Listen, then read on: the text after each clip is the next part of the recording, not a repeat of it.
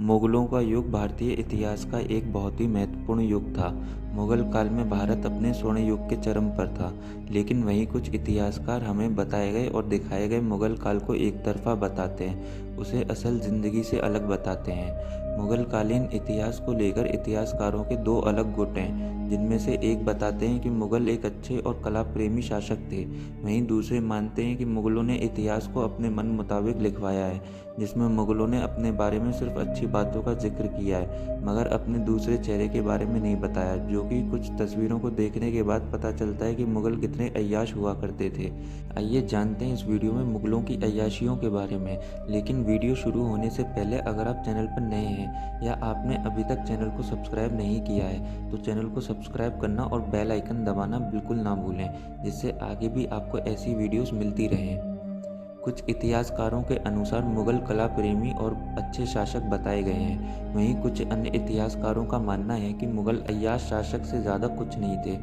दुनिया भर के धर्म ग्रंथों और संस्कारों में स्त्रियों को एक शक्ति का रूप माना गया था और उनका सम्मान किया जाता था। इस बात की पुष्टि दुनिया भर के सारे ग्रंथ और साहित्य भी करते हैं, लेकिन ये भी सच है कि लंबे समय से महिलाओं को काम भोग की वस्तु समझा गया है। मुगल शासन काल एक ऐसा शासन काल था जहाँ से पूरे भारत की तस्वीर बदल गई थी। इस काल में तमाम ऐतिहासिक काम हुए, लेकिन इस काल में भी महिलाओं को वो जगह नहीं मिली जिसकी वह वास्तविक हकदार थीं। इस युग में स्त्रियों को पूरी तरह भोग विलास की वस्तु समझा गया। मुगल युग में शारीरिक संबंध की सभी ऐसी अश्लील और कामोत्तेजक पेंटिंग और चित्र हैं जो उस समय की स्थिति को बयां करती है। इस युग के ज़्यादातर शासक काम वासना में रहते थे और अपने साथियों के सामने अपनी रानियों से संबंध बनाते थे।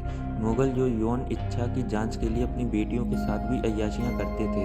मुगल शासकों के पास और ज़्यादा अय्याशियाँ करने के लिए हरम हुआ करते थे, जिनमें हजारों औरतें हुआ करती थीं। मुगल शासकों को ये हरम और औरतें अपने पिता की विरासत में मिलती थी।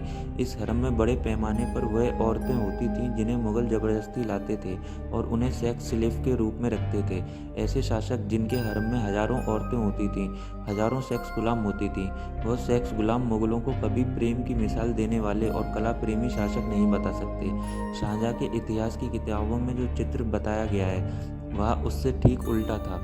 पूरी दुनिया में शाहजहाँ को प्रेम की मिसाल के तौर पर पेश किया जाता है। ये पूरी तरह से काल्पनिक है। शाहजहाँ एक अव्वल दर्जे का अय्याश शासक था। सुंदर औरतों के साथ संबंध बनाना उसका सबसे प्रिय काम था। उसके जीवन का ज़्यादातर समय ऐसे ही कामों में गुजर गया। अन्य मुगल शासकों की तरह शाहजहाँ के हरम में भी हजारों औरतें थीं। उसे यह हरम और औरतें अपने पिता की विरासत में मिले थे। उस हरम में ज़्यादातर वह औरतें होती थीं जिन्हें मुगल ज़बरदस्ती लाते थे और सेक्स स्लेव की तरह रखते थे। शाहजहाँ और मुमताज़ की प्रेम की मिसाल दी गई है। आज लोगों को पता चलेगा कि मुमताज़ शाहजहाँ की ना पहली पत्नी थी और ना ही आखिरी।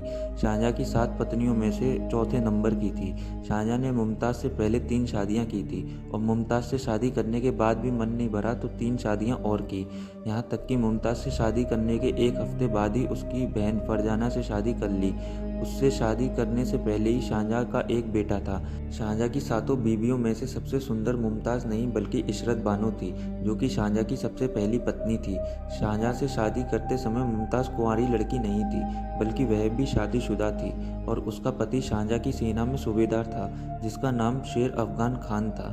शाहजहाँ ने शेर अफगान खान की हत्या करके मुमताज़ से शादी की थी। मात्र 38 साल की उम्र में मुमताज़ की मौत किसी बीमारी या दुर्घटना से नहीं हुई थी, बल्कि शाहजहाँ के बच्चे को जन्म देने के कारण अत्यधिक कमजोरी की वजह से हुई थी। दोस्तों, आज की वीडियो में हमने आपको कुछ इतिहासकारों के द्वारा बताए गए मुगलों के दूसरे रूप के बारे में बताया, जिसमें उन्होंने मुगल की अय्याशियों के बारे में बताया है। आपको क्या लगता है कमेंट करके ज़रूर बताएं।